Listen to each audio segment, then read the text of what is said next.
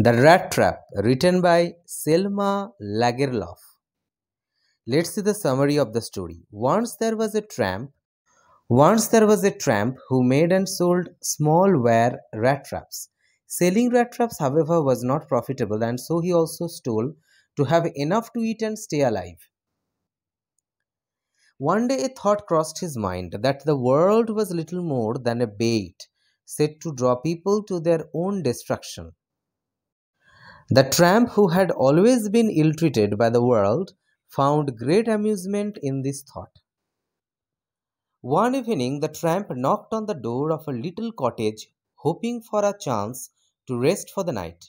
The lonely crofter who lived there welcomed the tramp, offering him a hot meal and tobacco. They spent the evening talking and playing Emgelis, a card game. The crofter confided in the tramp about how he earned money and where he kept it. The next morning, the tramp and the crofter left the house together. The tramp bid farewell and went his way, only to return half an hour later. He smashed a window pane and stole the crofter's money. Smug and with his pocket full of money, the tramp decided to walk through the forest to avoid being caught. His joy, however, was short lived as he got lost in the forest. As he wandered in the forest looking for a way out, he realized that he too had allowed himself to be fooled by bait. Darkness fell and the tramp sank to the ground in despair.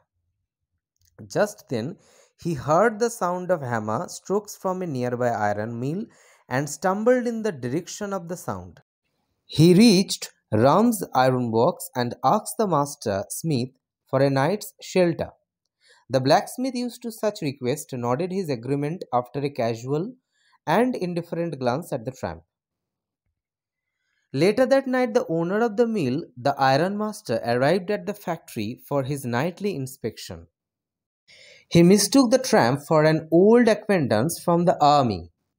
The tramp, hoping to extract some cash from the iron master, thought it wise not to reveal his true identity.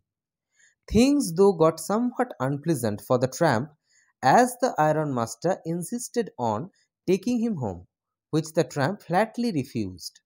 The iron master gave in then, but sent his daughter Edla to persuade the tramp. Edla's friendly manner caused the tramp to change his mind, and he went with her. At the house, the tramp was given a haircut, shave, bath, and a pair of freshly pressed clothes.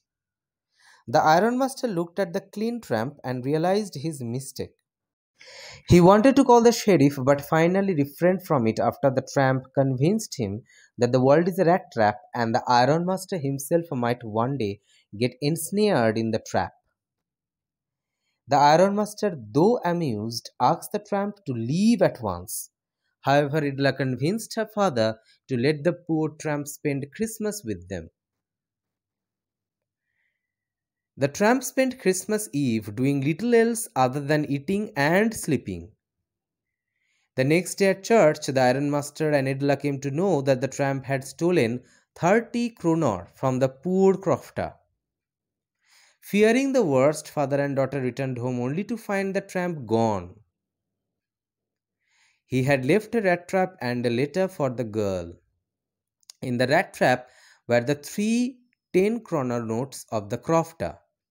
In the note, the tramp expressed his desire to reciprocate Edla's kindness and asked her to return the money to the poor crofter.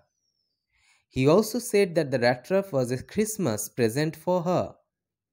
Because she treated him as if he were a real captain, he was able to escape the world's rat trap.